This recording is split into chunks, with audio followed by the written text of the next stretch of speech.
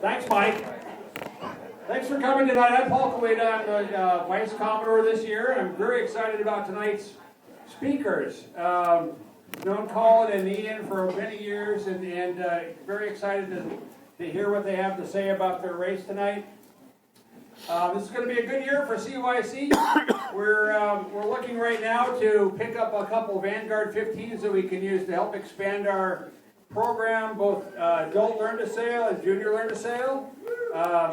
Yeah, so let's talk about that. If there's anyone that wants to talk more about that, see me later. And I'll hand this over to Peggy now. We're always looking for donations. So we haven't really worked that out yet, but we're looking to build that program. We're looking at 6 Vanguard 15s currently. It's going to be great for spring and summer.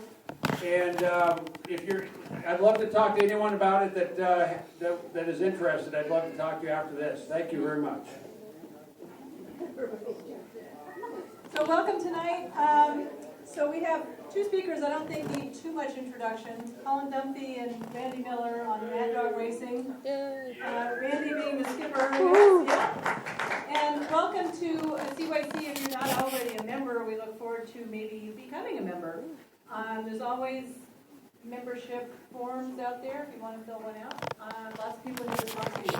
So I'm going to pass this over to the guys, and we will take a break in about 45 minutes, and then they will finish up after that.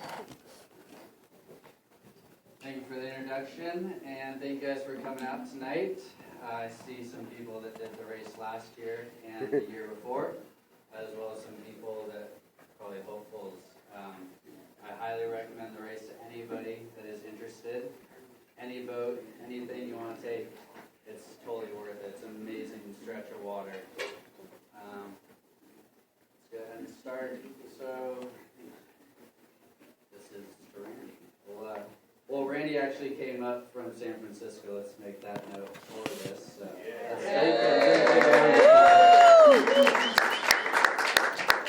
I really love Seattle, so I didn't need much of an excuse to make my way up here. This is my daughter Zoe. She made the trip too today. We're going to be test sailing a little boat tomorrow. I'm excited about that.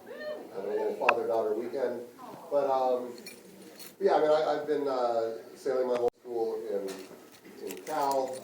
Done some boat-related engineering projects. I'm a mechanical engineer by training, and when I started seeing these Marstrom 32s on Sailing Anarchy and in the sailing press, I said, okay, that's the boat for me. So, and it is, and it's a pretty amazing boat. Not so great for kids and families, but a lot of fun nonetheless. Wow. Yep, so that's me. I'm Colin Dunphy. Local boy, born and bred here in Seattle, Washington. I'm a sailmaker and a rigger at Ballard Sails just down the road here. So basically, did my high school education at Ballard High School, was a part of the Maritime Academy there, with Ian Andrews as well, and that's where I met him. He was living in Hawaii and came over his junior year of high school. So yeah, so here's Ian. He unfortunately is not able to be here today. He is down the Caribbean doing the Heineken Regatta. I know. Very unfortunate for him. But yeah, he's down there on a big catamaran, cruising around. So, give it. So I bought this Marstrom 32 and thinking that, I'd go sailing with my brother and put a little crew together with the guys from the office, and we'd go race around the bay, and pretty quickly realized that was not going to happen. That was not, somebody was going to die that way. So I got introduced to Ian Andrews, who had just come off the Red Bull Youth America's Cup. What's the name of the team? America's Youth Sailing Force. The American Youth Sailing Force team, and he was in San Francisco, and he joined the crew and introduced me to Colin, and we took the boat to the East Coast, and sailed in Newport, sailed in Miami, sailed on the West Coast, and yeah, did a lot of racing together. So that kind of leads to how this crazy idea began. We were racing down in Miami, doing the Marshall 32 Winter Series, and Trip Bird from Team Freebird 2015, he was racing on one of the other M32s, and I was kind of lamenting that the M32s, all we do is go around the buoys, and these boats are incredibly fast, and all we're doing is 1 mile windward lures, which was fun, but the boats never got a chance to stretch their legs.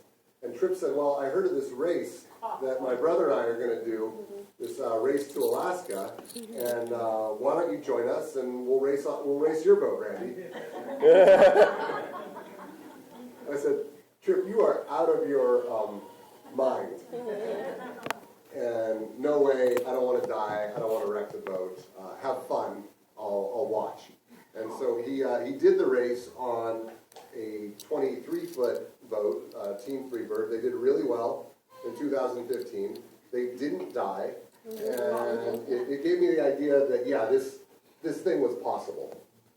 So we set out to win, thinking we had the right weapon, to win the race to Alaska, but not die trying. Yeah, so we'll go through our strategy here. He'll expand as we go along here. So we started with a couple of trials just to see how the boat would be in open water. The first one, which I was not a part of, was the Santa Barbara to King Harbor race. Here's the tracker from it here. Comes out in some pretty open water outside the Channel Islands. So that was about a 100-mile race and took us, I don't know, maybe 20, 30 miles offshore. That was the first time we really had the boat in open water. Yeah, I mean, the crazy part about this boat is, I mean, to this day I still can't understand how fast it is. But they did the race, and at the end, one of the monohulls, one of the bigger TP-52s, protested the boat for not going outside the Anacapa Island here. And so that's a tracker to prove that they did it, because they didn't believe that the boat was that fast. The TP-52 guys don't like getting horizoned by 32-foot boats. Yeah, out of sight. And then after that, the boat came up here north, and we did Northern Century back in August, which was probably one of the lightest air races I've ever done. This is our tracker here. Nobody finished the full course except for us, and it was a really difficult race to get through. I mean, we got parked up a couple times where we sat off this point here for probably 6 hours going in circles until a tugboat passed us, and its wave got us just enough momentum where the apparent wind started going. We got around that point and could continue to sail and left the fleet right there. So it's an amazing boat. I mean, it weighs 1,100 pounds and it's 32 feet long. So this Northern Century race, this was the first time having the boat up in northern waters. It was kind of a test to see how the boat did up here and whether we could shorthand the boat. So Ian wasn't on the boat. The Northern Century race was 24 hours, and it was just Colin and I.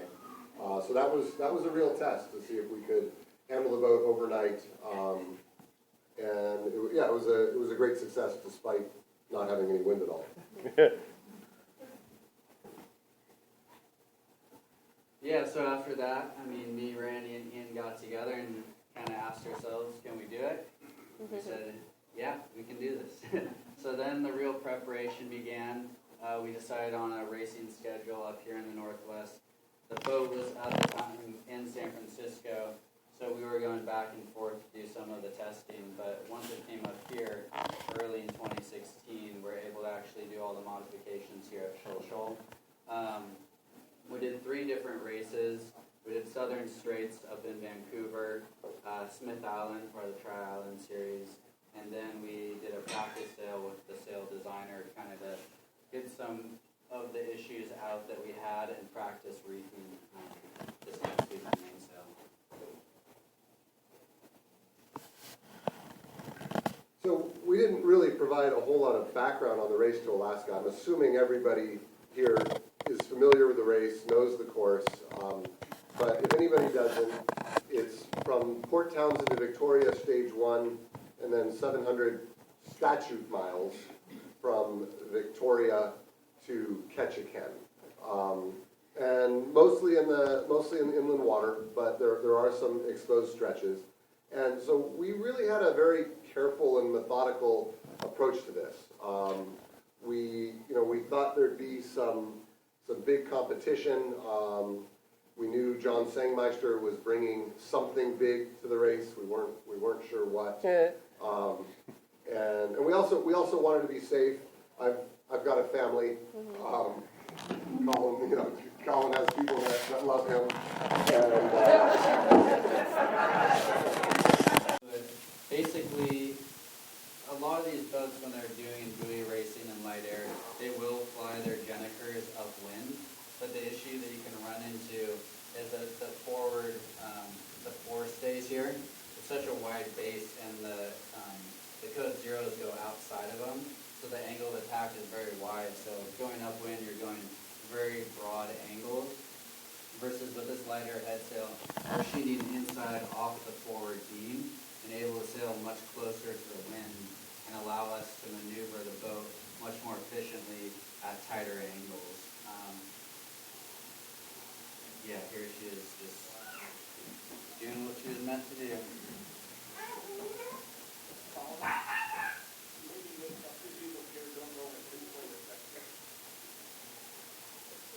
So I'll go back and explain that very quickly. So most people understand that a sail is just a wing. And the thing about a wing is off the tips of a wing, you get vortices in the air. And those vortices create a lot of drag, and they slow the boat down or the airplane or whatever the wing is. But if you put an end plate, if you put a seal on the end of a wing, then it reduces the magnitude of those vortices, and you get less drag. So that's what the end plate does. So that's where the sail is connecting to the Yeah. structure on the boat? Yeah, Right so here. the deck is actually sweeping the fairing that Colin built coming off the main beam. I mean, amazingly, you see how the telltales are flying down here? That's not because they're luffing. That wind is actually forced down on the windward side, and on the leeward side, the low pressure is going up. So you're actually gaining riding moment. You can see there'll be a dimple on the windward side from the forces pushing down, and on the leeward side, it's a big bubble holding up. So we're actually gaining, it's like having an extra person out on the rail. Amazing fact that way. So back to the jib. The jib was filling that gap in our sail plan, going upwind under 7 knots, and it worked really well. I mean, I don't know how much wind is in this shot, but not much. But we're fully powered. The bad news is it put extreme loads on the rig, and when we took the boat apart up in Ketchikan, all the pins that hold the bowsprit into the hulls and the beams were bent. So we were pushing things maybe a little harder than we should have. So off the wind, the boat doesn't fly a spinnaker. We use a Geneker, and the reason is the wind is never coming from behind you. The wind on this boat is always coming from ahead. Even when you're going as deep downwind as you can, you're going so fast that the apparent wind is in your face. So a normal spinnaker doesn't work, so we fly a code 0 or Geneker. We also did some work on the boat's foils. We installed these T-foils on the rudder, and this stabilizes the boat in pitch, so reduces the tendency to pound going upwind. And the other thing it does is going offwind or during a barrelway, it reduces the boat's tendency to want to trip over its lee bow and pitch pull. So this was right at the start of the race, bearing away way to not crash into Team Tritium that was raising their main in the middle of the start area after the start. But without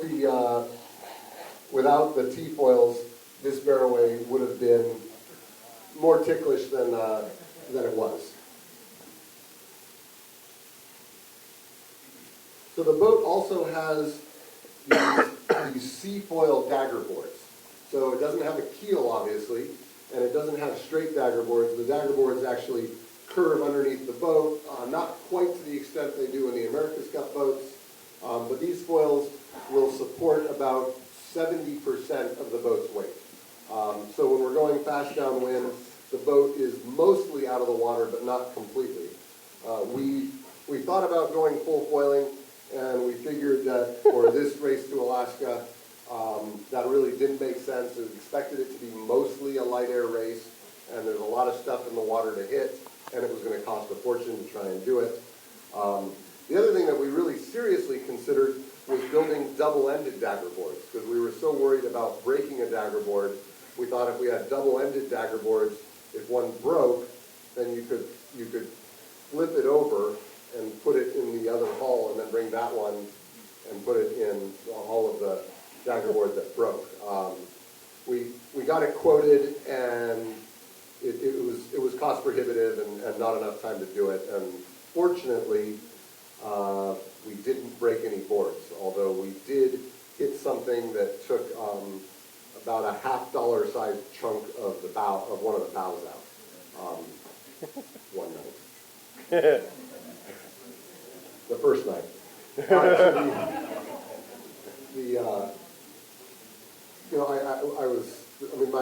so the first race I did up here with Colin was that Northern Century race, and we saw things in the water, and we don't really have that in San Francisco or Southern California. These logs in the water, which I'm sure everybody here is used to. Oh yeah. I was not used to that. And I had to convince myself that it was okay because at night they all went away. We knew that wasn't quite true. So another unique thing about the Race to Alaska, I'm sure most people know, is you can row, you can paddle, you can get out and swim and tow the boat any way you want. You just can't use a motor. So a lot of work went into different forms of human propulsion. And the first idea was to row, but we ultimately, after talking to people, talking to Trip Bird and reviewing all the videos and everything we could find on the prior year's race, we decided to build a pedal drive. Yeah. And the pedal drive weighed about 25 pounds and allowed two people to clip into it with bike shoes. And one person could pedal forwards and one person could pedal backwards, kind of like on a grinder on a big boat.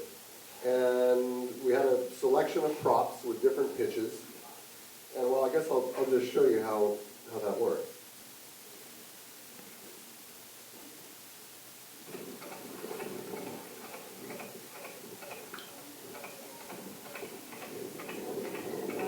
So this was us trying our pedal drive. The clicking that you hear was a nylon prop bending and striking the strut every time it went around.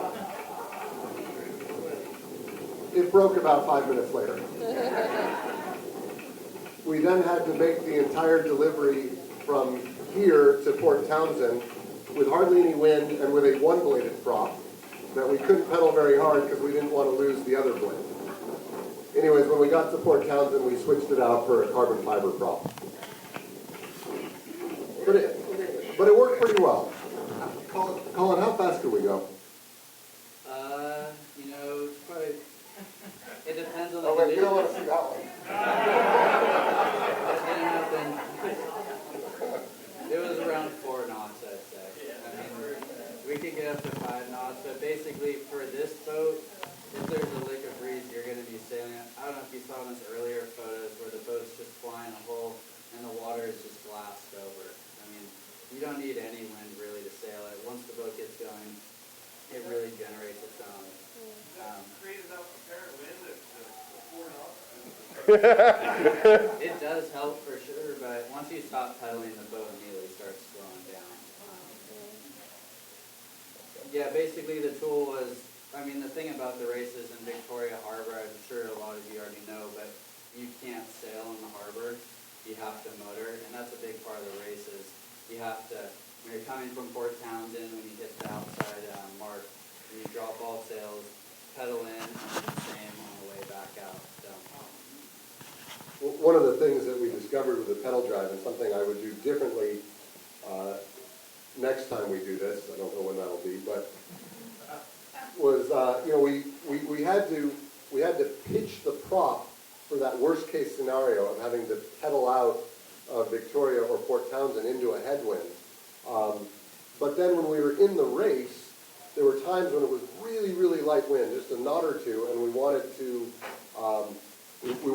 pedal the boat, basically motor sail, but that would generate a bunch of apparent wind, and then the boat would start sailing, and you'd have to pedal as fast as you could to provide any additional drive, but then if you stopped, the boat slowed down. And the thing that I would change would be an ability to change gears. And that would have been super helpful, so that if we could have been in low gear for when we're trying to pedal out of a harbor, but then move into high gear when we're pedaling in just 2 or 3 knots of wind. By the time there's 3 or 4 knots of wind, you pull the pedal drive up because there's no way you can keep up. It's just more drag.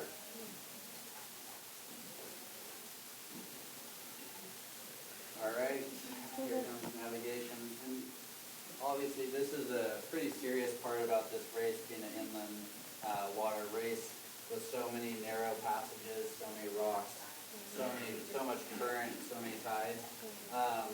This is just a little screenshot of what we had on our phones with the Navionics.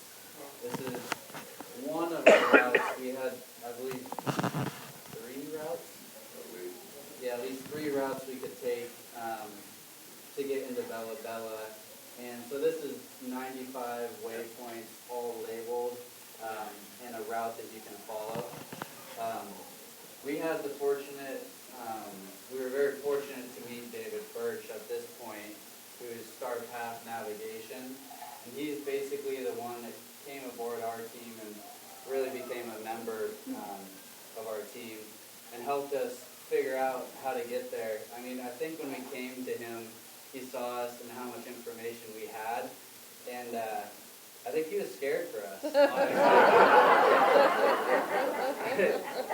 He, first he's like, I'll take a look, I'll see, he didn't know anything about the boat, I'll see about the boat, and we sent him some links on the boat, we showed him about the race and everything, and that next meeting you could tell that he's like, I'll make sure that you guys have the proper tools to get there. So here's part of our tracking. You can see coming through Straits of Georgia, Texada. I mean, we were limiting tacks in the sense that there's 3 of us, and you only want to do so many maneuvers, but obviously we're racers and trying to get there as fast as possible. So there are times, I think the next slide shows coming through Johnstone Strait. It's just constant short tacking all the way through. I think Randy counted 180 tacks for the whole race. If you take the duration we were on the course divided by the number of tacks that we made, we tacked an average of once every 25 minutes or so for the entire race. And really the issue with that was it meant you couldn't sleep. Because every time we tacked, the off-watch crew had to, well, we'll get into the sleeping later, and you'll see what I mean, but the tacking made it almost impossible to sleep. So, there were some comments like, what kind of racers are these guys? Just, tacking all the way across the strait and back. And yeah, the reason for this was to give the off-watch 40 minutes to sleep instead of 20. That was during the day.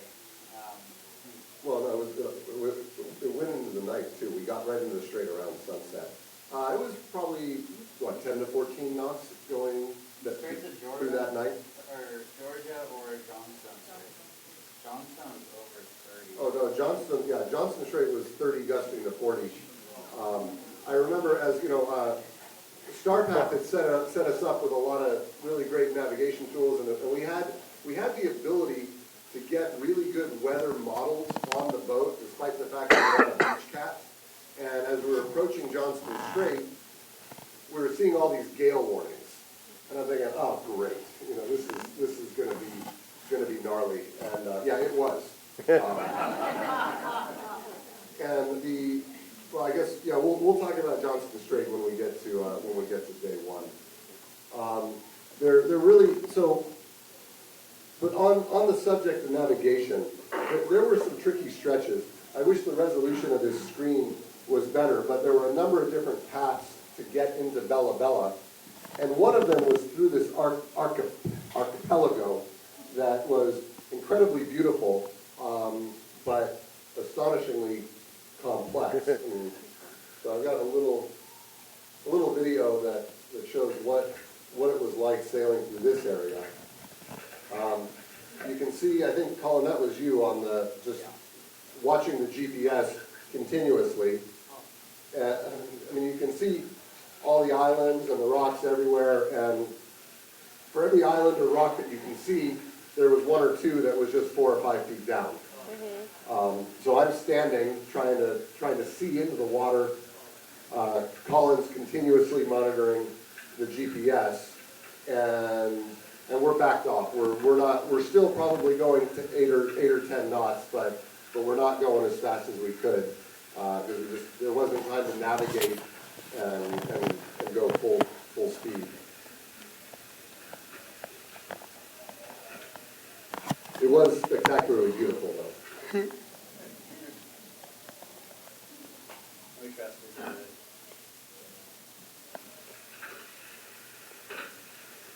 So, but we had routes through these rocks already pre-planned. So that was the good news. We knew that there was a 30-40% chance that we would sail through this area, and so we had our route established, and we basically stuck right to it.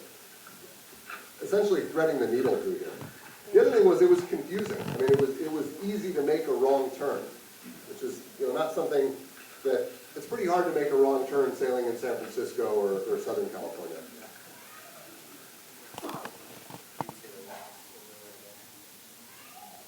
Another thing people commented on is when we came out of Bella Bella, people speculated maybe we had a problem, there was something wrong. And this was tough. Was this getting into the third day? Yeah.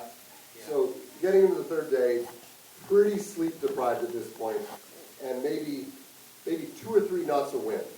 And what happened is we came out here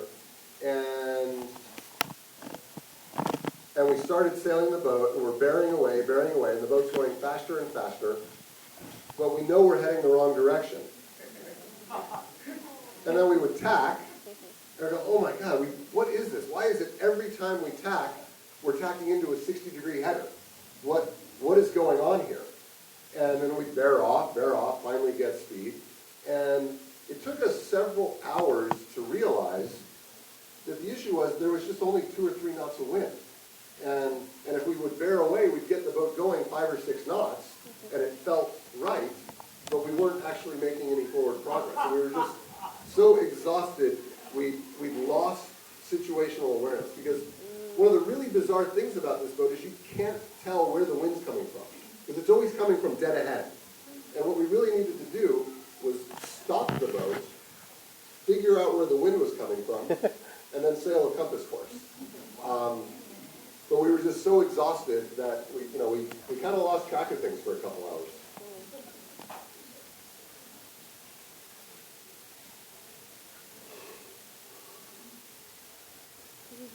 Do you want to explain what was going on here? Yeah, this is our trick play here. We got David. He's giving us kind of a lowdown or rundown of the day's race. This is the first leg in Fort Townsend. You can't have any outside assistance during the race, of course, but this is before we left the dock. Randy's over here on the phone with David.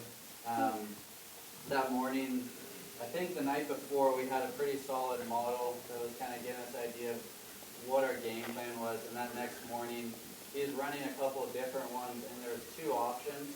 of what was to come, and you didn't have a clear competency of which one was probably going to happen. But, you know, by studying it the night before, understanding what could happen, and then going out there day of and seeing it unfold in front of you, it made it life so much easier. You had so much confidence going into it. If you see a certain trend happening in front of you, you can be very confident that that trend's either going to develop into something different or continue to be the same thing based on those ideas. And a lot of our racing, you could attest to that knowledge we learned from David and how to actually get that information while on the water in very extreme conditions and very extreme places.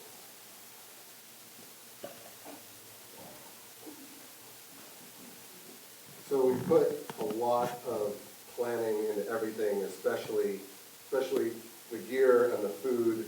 The Chips Ahoy were on the essentials list. We were fortunate that we were able to pick those up at the market in Victoria. It's pretty tough to see all the gear laid out on the boat, but we actually really were meticulous. We had a comprehensive gear list and had weights for everything, you know, down to the tenth of a pound essentially, and you know we were debating, you know, how many batteries do we need, you know, how many, you know, do we need binoculars, yes or no, how many GPSs do we bring, because it's a catamaran and the heavier it is, the slower you go. One thing that we debated quite a bit was, there we go. One thing that we really debated was this guy here. And you wouldn't believe what a challenge it is when nature calls on a 32-foot catamaran, and you know, and you're 2 or 3 days in. And Colin and Ian were absolutely against the toilet seat, and and I'm the old guy on the boat, and I'm the skipper, so my boat counts for 3. And so I overruled. I said, no, we're bringing the toilet seat, and I think everybody was pretty glad that we did. I won't go into details, but I will say it was challenging, but we were very glad that we had that essential piece of kit. Yeah, I mean, you could only use it during lulls. I mean, oh, I'm serious.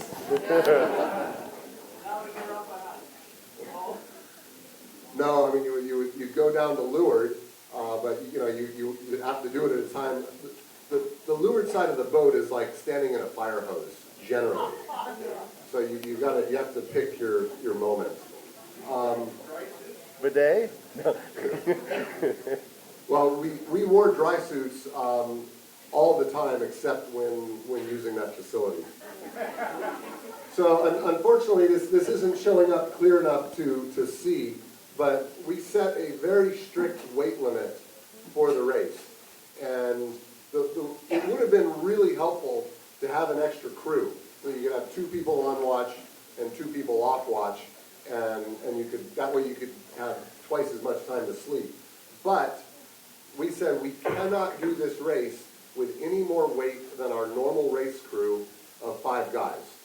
And when we worked up the absolute minimum amount of safety equipment, personal kit, food, and water, we realized, okay, 3 people is the maximum that we can carry on the boat and not be over our weight limit. And why was the weight limit so important? 2 reasons. 1, heavy is slow on a catamaran, really slow. But 2, heavy increases the loads on everything. And this boat is designed, you know, right to the limit. And if you put extra weight on it, you will break it. So when we were doing our return from the Southern Straits race, we had to cross the Strait of Juan de Fuca in a gale. And we made it across the strait it was just under 1 hour. Yeah, from Cattle Pass to Admiralty. So Cattle Pass to Admiralty Inlet in under 1 hour. But in the Strait of Georgia, before we got there, somehow either one of us had forgotten to close an inspection port on the hull, or it had fallen out. And we were doing 26, 27 knots, going, wow, we don't normally go this fast. This is really awesome. This is great. And then bang! And what was that? And we broke a dagger board. And the reason we were going so fast is that the windward hull had a couple 100 pounds of water in it, and that was the same reason that the dagger board broke. So you really can't carry extra weight on the boat. You will break things, and so you can sort of see over here. That's my weight. That's Colin's weight. That's Ian's weight, and that is 3/5 of the total gear weight on the boat. The green was our water. That was the next heaviest weight. And the purple was our food, mostly all dehydrated. And then this was our safety equipment, our clothes, everything else. But you can see that we were pretty disciplined about making sure that we were 3/5 of the weight, because we normally race with 5. Did you carry a life raft? No. No, we did not carry a life raft. Did you try to lose weight before you left?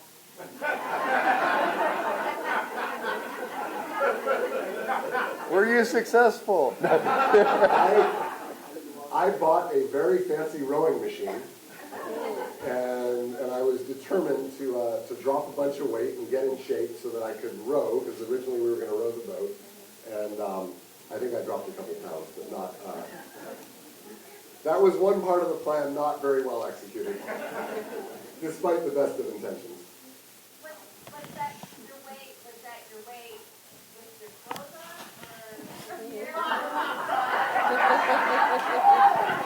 I'm not going to answer that. I wasn't going to say anything, but I think those were the projected weights. I charted there. I said I think that those were the projected weights. Those weren't the actual. But, yeah. Let's get to safety. So, I think it's a little more safer. So to do the Southern Straits race, we had to do the Safety at Sea seminar, which was definitely an eye-opener. I had been to one before. Randy, I don't think he had. We learned a lot from that. I mean, some of it's applicable, some of it is not applicable. But, yeah, I mean, once you get north of, I'd say Nanaimo, Vancouver, there's not a whole lot up there. It gets to be where there's a lot less resources, past Campbell River, even more so. They went through it in the safety briefing with their Coast Guard equivalent, and really the resources are limited.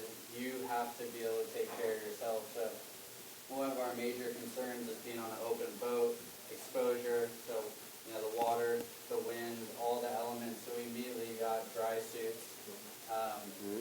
These dry suits, I didn't even know anything about them. They're Typhoon. They're from Great Britain. If you're doing Race to Alaska, I would highly recommend looking into them, not to diss any other one. We just know that these were proven and really, really nice dry suits. Each of us carried a PLB, personal location, and those fire off the same as a U-bird does. So if you go overboard, you have to manually fire them off. But each one of us carried them in the event of an emergency, or if someone went overboard, or if something happened to the vessel. We had inflation beacon, or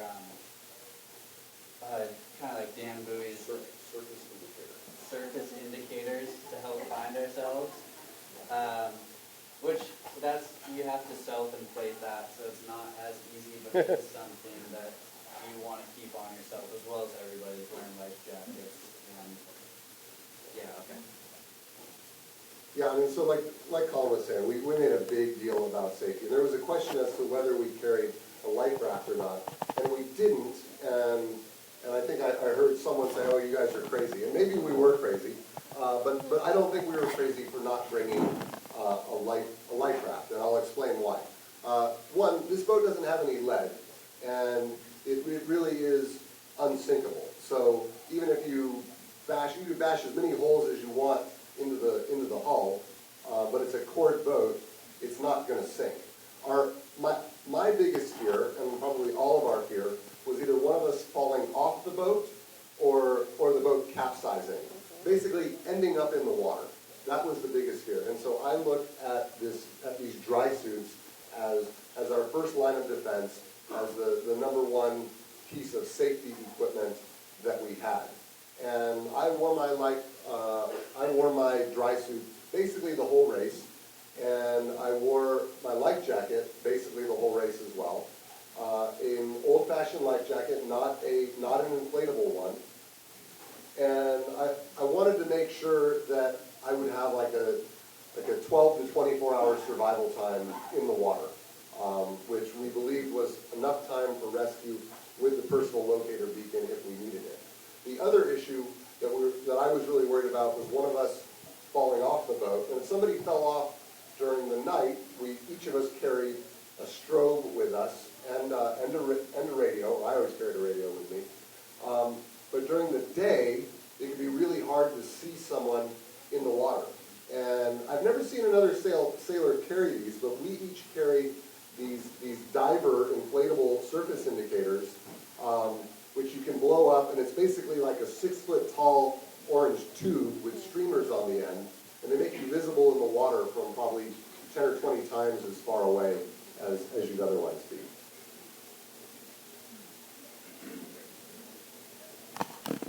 Okay, so then we mentioned that sleep was a problem. We knew this was going to be an issue. We didn't really know how much of an issue it would be. But I would say that sleep, at least for me, was the biggest challenge of the race.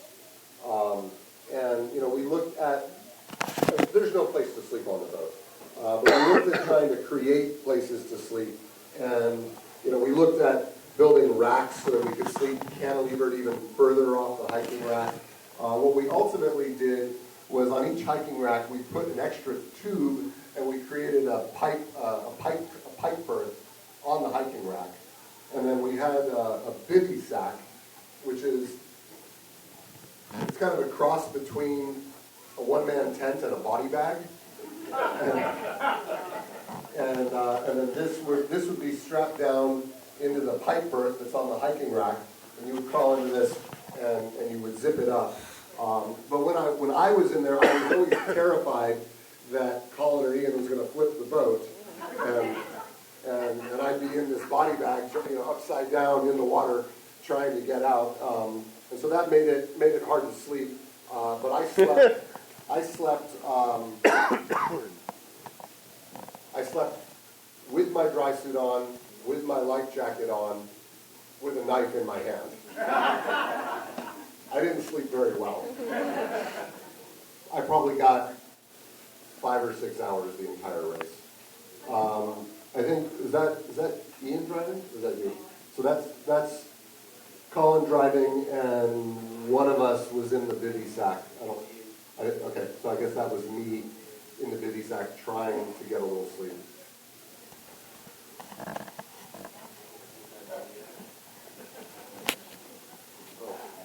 We'll show a little. Looks like a funeral at sea. It sometimes felt like that.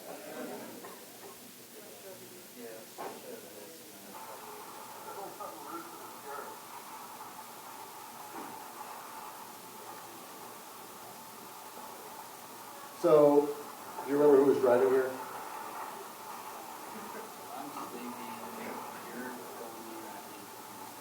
Okay, so Colin's sleeping on the rack over here. He wasn't in the bivy sack at this moment, but he's trying to get some sleep. This is about as calm a moment as it got. We're doing a steady 20 to 21 knots, and trying to rest. So this was heading up Dixon Entrance. We were upwind for all but about 6 hours of the race. So for this 6 hours, we finally got off the breeze and got moving.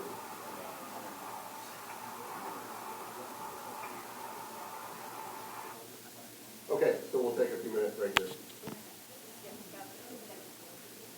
take a quick break, bars open, and then we're gonna come back, because I think the best is yet to come. Oh.